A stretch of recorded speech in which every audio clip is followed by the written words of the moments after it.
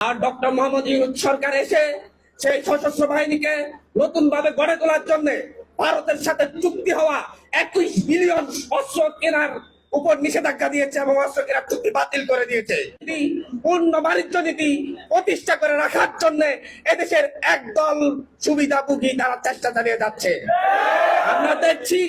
আমরা দেখছি যখন আমাদের দেশের যে সংস্কারের কথা বলা হচ্ছে, সংস্কারের উদ্যোগ নেওয়া হচ্ছে, আমাদের মিলিটারিকে শক্তিশালী করার উদ্যোগ নেওয়া হচ্ছে, সার্বভৌমত্বকে শক্তিশালী করার উদ্যোগ নেওয়া হচ্ছে, সার্বভৌমত্বের জন্য যেই সেনাবাহিনী যেই সশস্ত্র বাহিনী ভূমিকা রাখবে তাদেরকে শক্তিশালী করার জন্য উদ্যোগ নেওয়া হচ্ছে, তখন দেখা যাচ্ছে একটি গোষ্ঠী তার বিরুদ্ধে নেমেছে। আমরা দেখছি দীর্ঘ সময় ধরে ভারত থেকেই তাদের পূর্ণ অস্ত্র ছিন্ন ছিন্ন অস্ত্র বাংলাদেশ বিলিয়ন বিলিয়ন ডলার দিয়ে কিনে নিয়ে এসেছে।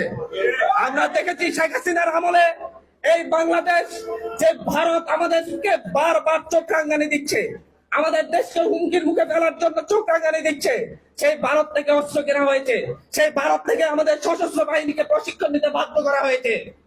এমনকি তাদের পূর্ণ ট্যাঙ্ক, পূর্ণ তাদের হেলিকপ্টার, এগুলা বাংলাদেশের কাছে যেগুলা তারা ব্যবহার করতে পারছে না সেগুলা বাংলাদেশের কাছে তারা জোরপূর্বক বিক্রি করতো। আর ডক্টর মোহাম্মদ ইউনূস সরকার এসে সেই সশস্ত্র বাহিনীকে নতুন ভাবে গড়ে তোলার জন্য ভারতের সাথে চুক্তি হওয়া 21 বিলিয়ন অস্ত্র কেনার উপর নিষেধাজ্ঞা দিয়েছে এবং অস্ত্র কেনার চুক্তি বাতিল করে দিয়েছে। তার নেতৃত্বে বাতিল করা হয়েছে ডক্টর খলিলুর রহমানের নেতৃত্বে। তারপর থেকে দেখা গিয়েছে একটা গোষ্ঠীর গায়ে জ্বালা পড়া শুরু হয়েছে। তারা বুঝাতে চাচ্ছে যে ভারত থেকে অস্ত্র না কিনলে বাংলাদেশের সার্বভৌমত্ব ধ্বংস হয়ে যাবে। তারা মনে করছে বাংলাদেশের মানুষ এখনো বুকার স্বর্গে বসবাস করছে। আমাদের লড়াই হলে ভারতের সাথে হবে। ভারত আমাদেরকে চোখ রাঙানি দিচ্ছে। আমরা অস্ত্র যদি ভারত থেকে কিনি তাহলে বাংলাদেশের সশস্ত্র বাহিনী কখনো সেই লড়াইটা করতে পারবে? আজকে রাজনৈতিক বিভিন্ন দল এবং মিলিটারি শক্তি সহ প্রত্যেকে আজ ঐক্যবদ্ধ দিল্লির সেই দাসত্ব নাকি খত দিয়ে মেনে নেওয়ার জন্য। সাইড পাওয়ারটেক সহ দীর্ঘ সময় ধরে আমাদের সমুদ্র বন্দর দখল করে আওয়ামী এক ফ্যাসিলিটি শক্তি, যারা দীর্ঘ সময় ধরে আমাদের একমাত্র সবচেয়ে বেশি যেখান থেকে আমাদের মালামাল আমদানি রপ্তানি হয় যে বন্দর দিয়ে সেই চট্টগ্রাম বন্দরের 1/4 তারা দখল করে রেখেছে। এই দেশ থেকে হাজার হাজার কোটি টাকা পাচার করেছে। যখন আমরা বলছি আমাদের বন্দর ব্যবস্থাপনার আধুনিকতা দরকার, যখন আমরা বলছি আমাদের বন্দর ব্যবস্থাপনার জন্য আধুনিক নিয়ম নীতি দরকার, আমরা বলছি যে এমন একটি কোম্পানিকে নিয়োগ দেওয়া হোক, তখন সরকার বলছে যে এমন একটি কোম্পানির মাধ্যমে আমরা আমাদের বন্দর ব্যবস্থাপনা করব, যার ফলে বিশ্বের শ্রেষ্ঠ সমুদ্র বন্দরে রূপান্তরিত হবে আমাদের চট্টগ্রাম বন্দর। কিন্তু দেখা যাচ্ছে তারপরে তাদের গায়ে জ্বালা পড়া শুরু হয়েছে। তারা কি ভুলে গেছে সাহেব পাওয়ারটেকের ইতিহাস? তারা কি ভুলে গেছে দেশ থেকে হাজার হাজার টাকা লুটপাটের ইতিহাস? তারা কি ভুলে গেছে যে হচ্ছে চট্টগ্রাম বন্দরের 1/4 দখল করে রাখার ইতিহাস? তারা আসলে কাদেরকে সুবিধা দিতে চাচ্ছে আমরা সেটা প্রশ্ন রেখে গেলাম। আমরা দেখছি বাংলাদেশের যেখানে সবথেকে বেশি দুর্নীতি হয়, এনবিআর থেকে প্রতি বছর লক্ষ টাকা পাচার হয়। এনবিআর এর মাধ্যমে যে বাংলাদেশের সবথেকে দুর্নীতিগ্রস্ত সেক্টর এনবিআর, সে এনবিআর সংস্কারের সরকার উদ্যোগ নিয়েছে। সরকার বলছে কর আরোপ করবে একটি সংস্থা, কর আদায় করবে আরেকটি সংস্থা, কিন্তু আবার গায়ে জ্বালা পড়া শুরু হয়েছে। তাদের চিন্তা এনবিআর এর সেই চুরি, সেই টাকা পাচারের অধিকার তারা আবার আগের মতোই রাখতে চায়।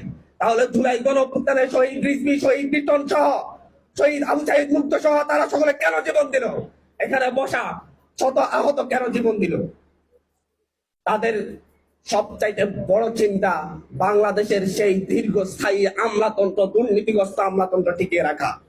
আপনারা দেখছেন সচিবালয়ে যে যা শুরু হয়েছে, আমাদের বাংলাদেশের মন্ত্রীরাও অপরাধ করলে জেলে যেতে হয়, মন্ত্রিত্ব চলে যায়, এমপিরা অপরাধ করলে এমপিত্ব চলে যায়, এরকম আইন আছে। কিন্তু সচিব আমলারা কোনো অপরাধ করলে, দুর্নীতি করলে, অন্যায় করলে তাদের চাকরি যায় না, তাদের শুধু বদলি হয়। সরকার যখন তাদের এই দুর্নীতির বিরুদ্ধে কঠিন অবস্থান নেওয়ার ক্ষেত্রে সরকার যখন উদ্যোগ নিচ্ছে যে যেই আমলারা বাংলাদেশের বিরুদ্ধে অবস্থান নিবে, দুর্নীতির পক্ষে অবস্থান নিবে এবং দেশের প্রশাসনিক কাঠামোর বিরুদ্ধে অবস্থান নিবে, তাদেরকে সরকার প্রমাণিত হলে চাকরিচ্যুত করতে পারবে, তখন তারা বলছে এটা নাকি কালো আইন।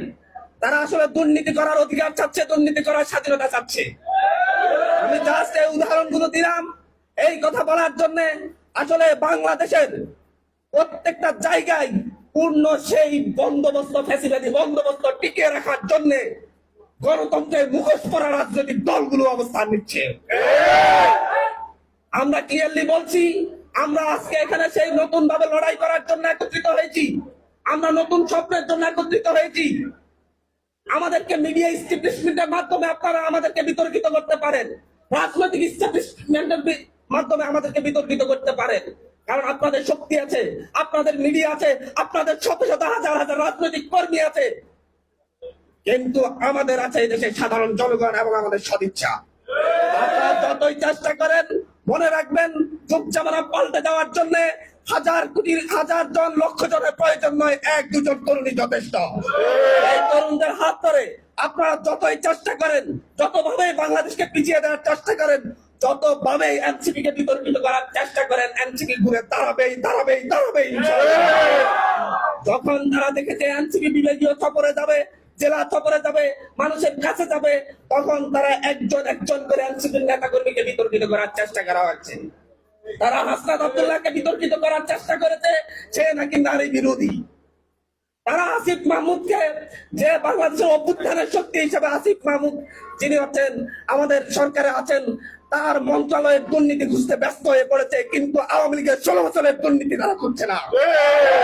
আমরা দেখছি দুদক হয়েছে, কিন্তু দুদককে আমরা দেখি নাই আওয়ামী লীগের 16 বছরের এমপি মন্ত্রীদের বাসা তল্লাশি করতে, তাদের ব্যাংক অ্যাকাউন্ট তল্লাশি করতে, তাদের প্রত্যেকটা অ্যাকাউন্ট স্থগিত করতে।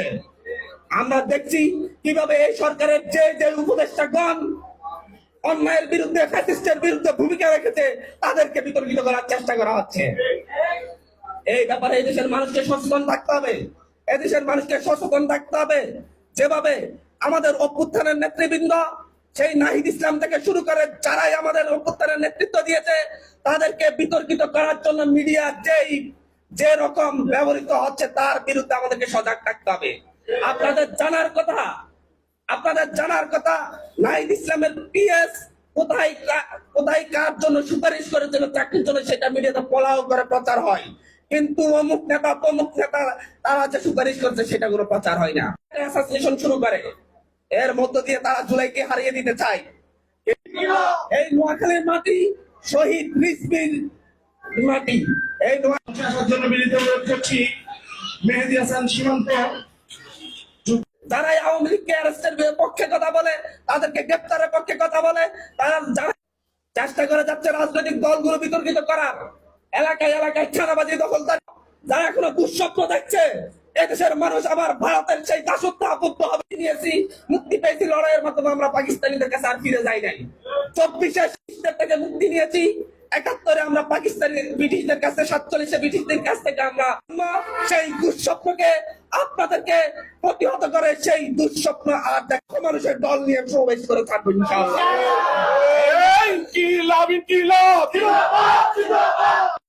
ইনশাআল্লাহ। এবং এনসিপির মধ্য দিয়েই এনসিপির আল্লাহ আগামীতে দেখা হবে, রাজপথে দেখা হবে, প্রতিটি ইউনিয়নে, প্রতিটি ওয়ার্ডে ধন্যবাদ জানাচ্ছি। এই যে নেতৃবৃন্দ আমাদের এই নোয়াখালীর, আমাদের এই যারা ছিল সেই বৈষম্য বিরোধী ছাত্র আন্দোলনের নেতৃবৃন্দের কথা। জুলাই গণঅভ্যুত্থান 2024 নোয়াখালী জেলা আওয়ামী লীগ নেতৃত্ব সেই ছোট্ট শিশু হিসেবে আমি স্পষ্ট এই নোয়াখালীতেই আমাদের জাতীয় নাগরিক পার্টি যে নতুন রাজনৈতিক স্বপ্ন